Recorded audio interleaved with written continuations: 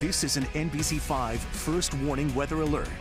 Good evening, everyone. I'm meteorologist Andrew Grotsky with an update on some serious flash flooding ongoing in northern New York, life-threatening as well. So a lot of the activity is still ongoing at this point. We have some showers and downpours continuing in the region, although they've generally been starting to fall apart. So we have still some water that is streaming down along the rivers. So the rivers are pretty much cresting at this point, seeing about the worst flooding throughout the day, and we're expecting conditions to gradually improve as we get through the evening. We still have one flash flood warning here into northern Clinton County for Ellenburg and Altona. You can see a lot of the showers are starting to fizzle out at this point, so certainly some good news as we expect some improvement in the coming hours. As we get into Franklin County, had a flash flood warning expire, so just a general flood warning at this point, so no particular concerning risk as the showers are continuing to fizzle out at this point. As we look at the rainfall totals, though, the last 24 hours, very impressive. Some of the totals you would expect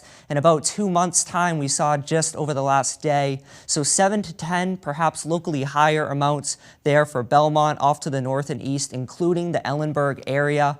And as we look at just the last 3 hours with some of those showers and downpours that have really flared up and sat over the same areas, about 3 to 5 inches or higher to the south of Malone, over towards Belmont and into the Lion Mountain area as well, south of Ellenburg. So certainly some substantial rainfall that's been added on top of everything we saw last night. We do have a report of some roads closed just in the last hour or two. This is in the Belmont Center area.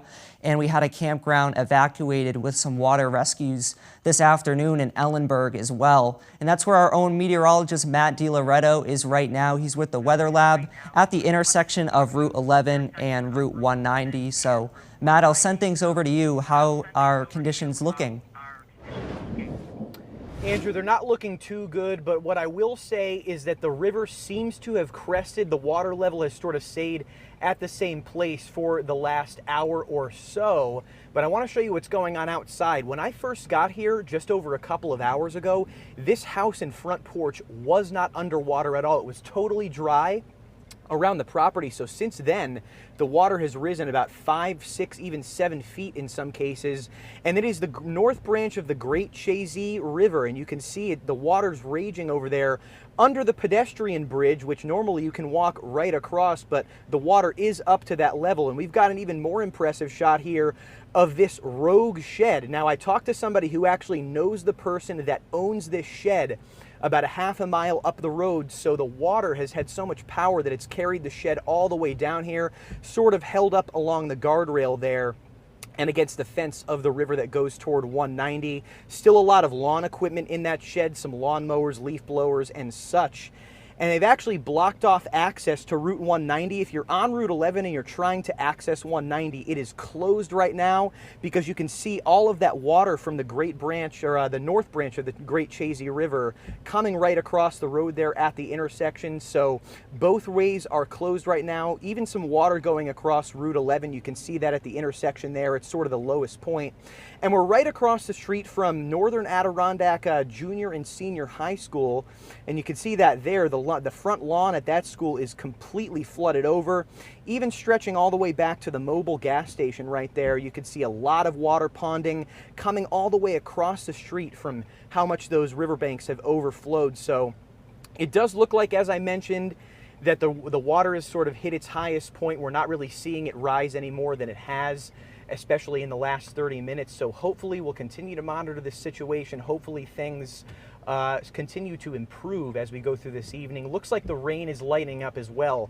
It's been raining all afternoon here, and in about the last 20 minutes or so, I'd say the rain has certainly lightened up. So we'll send it on over back to Andrew Grotsky, who has a little bit more on what to expect for the rest of the evening. Andrew?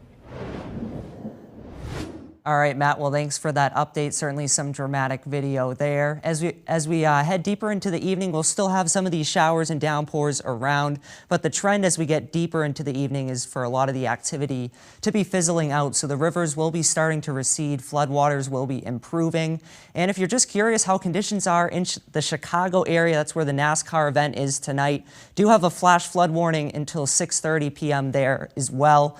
But as we fast forward deeper into the evening, we're expecting a lot of that rain to kind of fizzle out and shift to the south. So hopefully some improving conditions for the race over the next couple hours.